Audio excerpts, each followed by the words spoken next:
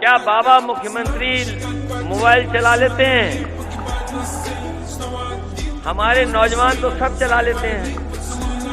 ये नई पीढ़ी है और ये नई पीढ़ी ऐसी है, मोबाइल से ही सामान मंगा ले रही, मोबाइल से ही खाना मंगा ले रही है। बताओ, मोबाइल से खाना आ रहा है कि नहीं आता है?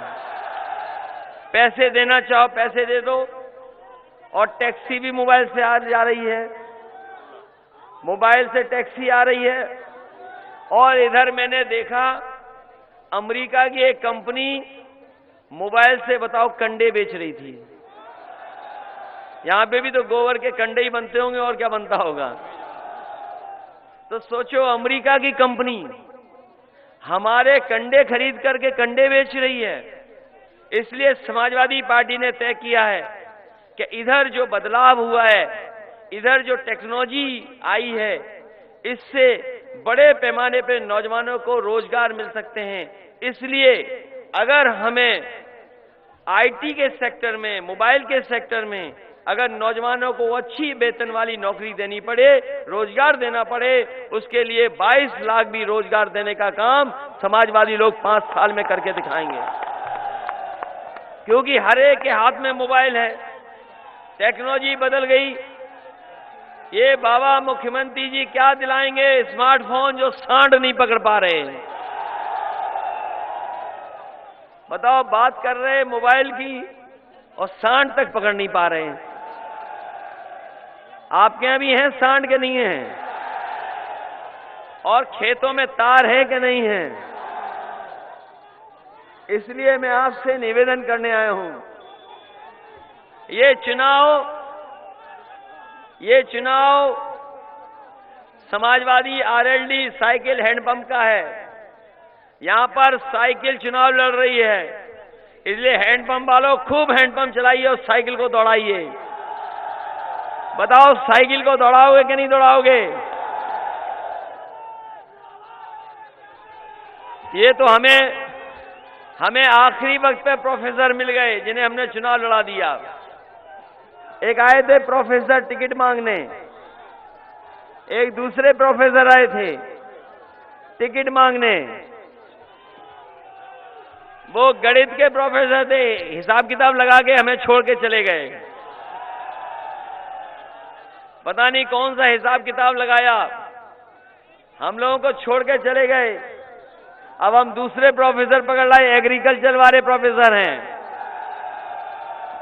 और ये अगर एग्रीकल्चर वाले प्रोफेसर हैं, इन्हें विधायक बनाओ, आलू के प्रोसेसिंग यूनिट लगाना हो, चाहे हमें वोडका का प्लांट लगाना पड़े, वो हम ऐसे लगाने का काम करेंगे। बताओ, आलू से वोडका बन सकता है, शराब बन सकती कि नहीं बन सकती? भाई हम इनसे पूछ लें, क्योंकि ये पढ़े लिखे हैं, हमारी तो पढ़ाई भूल गए हम। इसलिए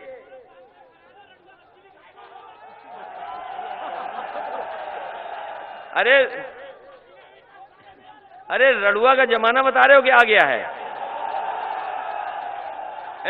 क्या बता रहे हो तुम?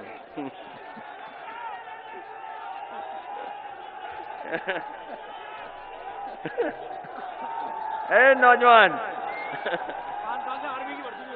इसीलिए मैं कह रहा हूं, सुनो, एक मिनट, तुम्हारी बात है। ये जो नौजवान का दुख है, ये सच में ईमानदारी से दुखी है ये, और ये भर्ती नहीं निकली है। इसीलिए मैंने कहा, नौजवान, ये कोरोना में कई लोग ओवर एज हो गए हैं, कई लोग ओवर एज हो गए हैं, क्योंकि ये ऐसी बीमारी आई, किसी को पता नहीं था कि बीमारी कितने दिन चलेगी। जो मरीज थे वो भी परेशान थे, दवाई क्या लें, डॉक्टर भी परेशान थे कि दवाई क्या दें, और कभी कोई दवाई कभी कोई दवाई, बीमारी आई। अब पाबंदियों में हम लोग चुनाव प्रचार कर रहे हैं। इसलिए अगर हमें उम्र की भी छूट देनी पड़े तुम्हारे रडुआपन खत्म करने के लिए, तो उम्र की छूट भी देनी पड़ी। तो जो गर्मी निकाल रहे हैं, उन्होंने फौज में नौकरी नहीं निकाली, पुलिस में नौकरी नहीं निकाली। इसलिए फौज में हम विशेष निवेदन करेंगे, क्योंकि हम विशेष निवेदन करेंगे फौज से, हम विशेष निवेदन करेंगे फौज से कि हमारे उत्तर प्रदेश के नौजवान फौज में जाना चाहते हैं और देश की सेवा करना चाहते हैं। और अगर समाजवादी सरकार बनती है तो हमें फौज के लिए जो भी सुविधा देनी पड़ेगी हम देंगे और फौज से कहेंगे कि हमारे नौजवानों को ज्यादा से ज्यादा फौज में भर्ती करने का काम करेंगे। और साथ ही साथ कोरोना में जो उम्र की वजह से बहुत सारे लोग भर्ती नहीं दे सकते हैं, अगर कोरोना की वजह से हमें छूट देनी पड़ी तो समाजवादी सरकार में हम छूट देने का काम करेंगे, जिससे हमारे नौजवानों का भविष्य बन सके। सपा का परचम गली गली लहराएगा, यूपी फिर से गीत विकास के गाएगा।